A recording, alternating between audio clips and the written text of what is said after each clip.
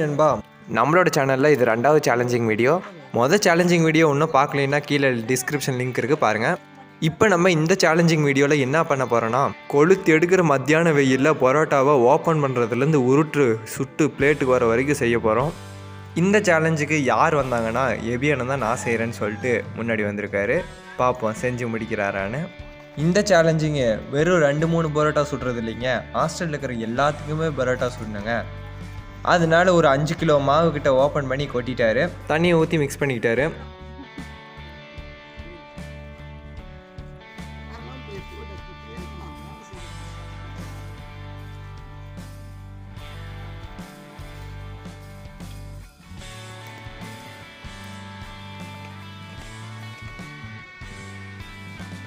சர்க்கரை எண்ணெய் எல்லாமே ஊற்றி நல்லா பிசைய ஆரம்பிச்சிட்டாரு நம்ம எபியனா. ஆர்வத்தில் இப்போ வேகமாகவும் சுறுசுறுப்பாகவும் நல்லாவே செஞ்சுட்டு தான் இருக்கிறாரு. இப்போ தானே ஆரம்பிச்சிருக்கோம், முடிவு வரைக்கும் பார்க்கலாம். இப்போ வரைக்கும் என்னென்ன மிக்ஸ் பண்ணியிருக்காருன்னா, மைதா மாவு 5 கிலோ, அப்புறம் தேவையான அளவு சர்க்கரை, உப்பு, அதுக்கப்புறம் கொஞ்சோண்டு எண்ணெய். பாவம் இப்பயே அவருக்கு மூச்சு தப்பே பிடிச்சிருச்சு போல், ரொம்ப டயர்டான மாதிரியே இருக்கிறாரு.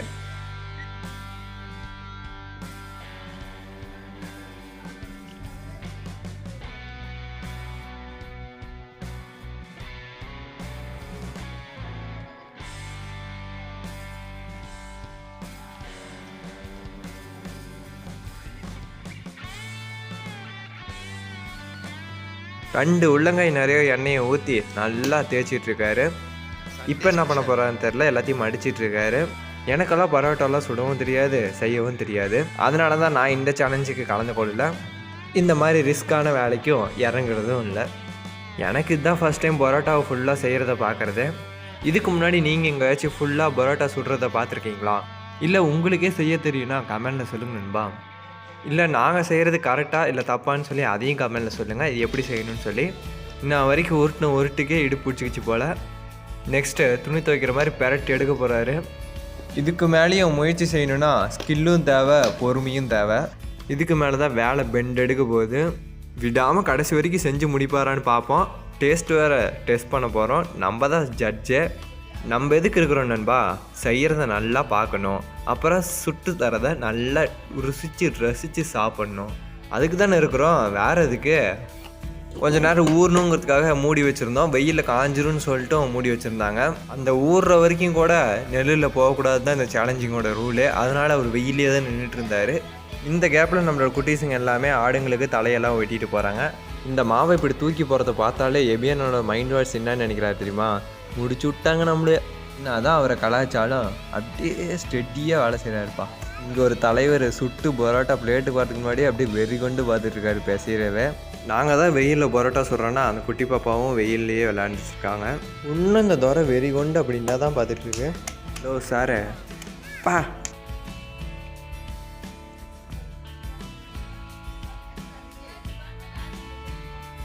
எனக்கே இப்போ தான் தெரியும் எண்ணெய் இவ்வளோ தேவைப்படுமா பரோட்டா சுடான்னு.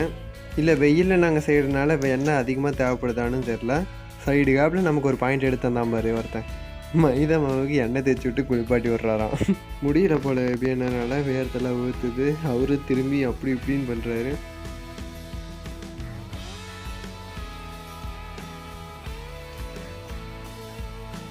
ஊற்றுன்னு எண்ணெயை ஊற்றிக்கிட்டே இருக்கிறேன் நான் பாட்டுக்கு. அவரும் எண்ணெயை வாங்கி அதில் ஊற்றி நல்லா பேசுகிறாரு. பரோட்டா ரெடி ஆகிறதுக்கு முன்னாடியே வந்து இங்கே பாருங்க வெறி கொண்டு பார்க்குறான் பையன். நீ பாரு உன்னோட டியூட்டியை கண்டினியூ பண்ணணும்பா. நல்லா அடித்து துவைச்சி பிசிங்கி கரெக்டாக மேக்கப் பண்ண ஆரம்பிச்சிட்டாரு. சாரிப்பா பேக்கப் பண்ணிட்டாரு.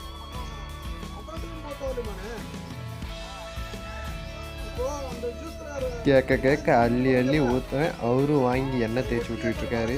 நம்ம சின்சியராக வேலை செஞ்சுட்டு இருக்கப்போ தான் ஏதோ ஒரு ஃபோன் நடுவில் வந்துடும். இந்த இதுக்கு எண்ணெய் தேய்ச்சிட்டு குளிப்பாட்டுட்டு அதுக்கப்புறம் நல்லா ஊற வைக்கிறது தான் இதோட வேலையே. அவ்வளோதான், வேலை முடிஞ்சிச்சு. இதுக்கப்புறம் என்ன, உருட்ட வேண்டிதான். நல்லா மாவு ஒரு மணி நேரத்துக்கிட்ட ஊறிக்கிச்சு. ஊறினதுக்கப்புறம் நல்லா உருட்ட ஆரம்பிச்சிட்டாரு. 1 மணி நேரம் ரெஸ்ட் எடுத்துகிட்டு நாங்களும் வெளியே வந்து பார்த்தோம். நெல் வந்துடுச்சு நாங்கள் செய்கிற இடத்துல. நம்மளோட சேலஞ்சில் கொஞ்சம் ரிஸ்கி ஆகிடுச்சு. வேறு இடத்துக்கு மாற்றலான்னு பார்த்தா அது மாற்ற முடியாத அளவுக்கு ஆகிடுச்சு. இருந்தாலும் சரி இதே இடத்துல செய்ய ஆரம்பிச்சிடலாம் அப்படின்னு சொல்லி இதை ஃபஸ்ட்டு முடிச்சிடலாம் அப்படின்னு சொல்லிட்டு நாங்கள் ரெடி பண்ணிட்டோம் எல்லாத்தையும் செய்கிறதுக்காக. இல்லைன்னா இவர் விட மாட்டார், ஏன்னா நான் முடிச்சுட்டு தான் கிளம்புவேன்ட்டார். நாங்களே இதை ட்ராப் பண்ணிட்டாலும் இந்த குட்டி பசங்களுக்காக எப்படின்னு செஞ்சு முடிக்கணும்னு சொல்லிட்டு செய்ய ஆரம்பிச்சிட்டோம்பா. இந்த அழகான பரிதாபமாக மூஞ்சி வச்சுருக்கான் பாருங்கள். இவனுக்காச்சே செய்யணுமில்ல, செய்கிற எபியானனு கூட இடுப்பு வலிச்சிருக்காது போல். இவன் பாருங்கள் இடுப்பு மேலே கை வச்சுட்டு அப்படியே முட்டு கொடுத்து நின்றுட்டுருக்கான்.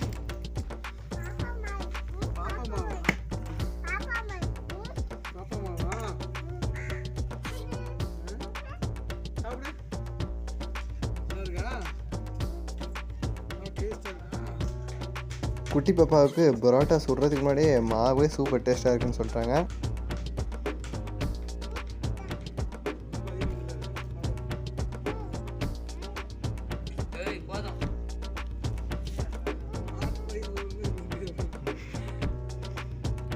சூப்பர், ஆமாம் சூப்பர். என்னப்பா அப்படியே நம்ம சைடு திரும்புகிறாங்க. ஏப்பாப்பா நான் வீடியோ எடுக்கணும் பாப்பா, கொஞ்சம் நவர்றீங்களா? ஐயோ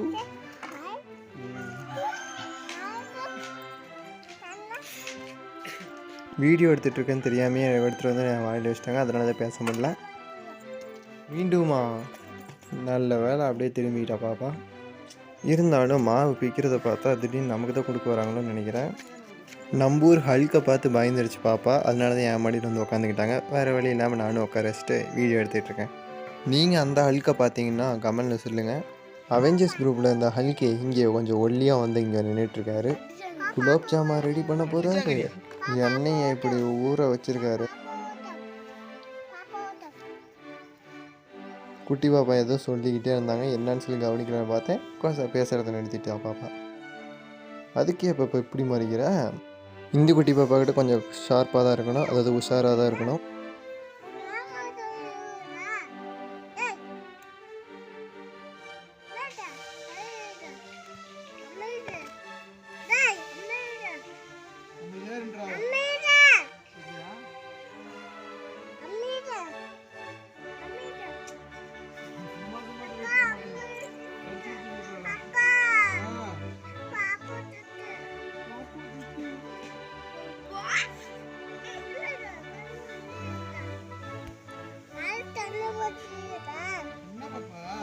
நம்மளோட சுவாரஸ்யமாக போயிட்டுருக்க சேலஞ்சிங் வீடியோவில் இது ஒரு என்டர்டெயின்மெண்ட்டாக இருக்குது.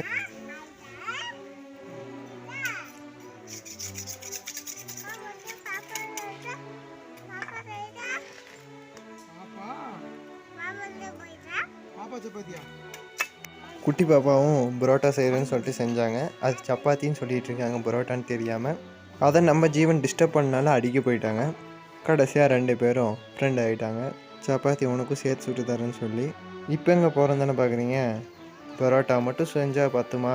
பரோட்டாவுக்கு சைடிஷ் வேணுமில்ல, அதுதான் சிக்கன் ஃப்ரை. அதுக்குள்ளே அவங்களும் எல்லாம் ரெடி பண்ணிட்டாங்க. சுடணுங்கிறதுக்காக எல்லாத்தையும் ஷிஃப்ட் பண்ணிட்டோம் இந்த ஏரியாவுக்கு.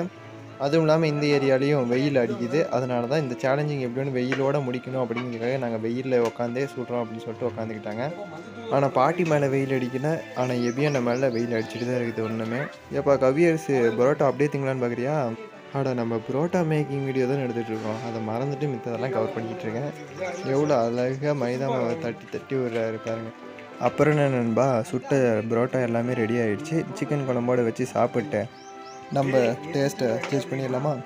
அதை ஷார்ட்ஸில் போட்டுறேன், மறக்காமல் ஷார்ட்ஸையும் பார்த்துட்டு கமெண்டில் சொல்லுங்கள் எப்படி இருக்குன்னு.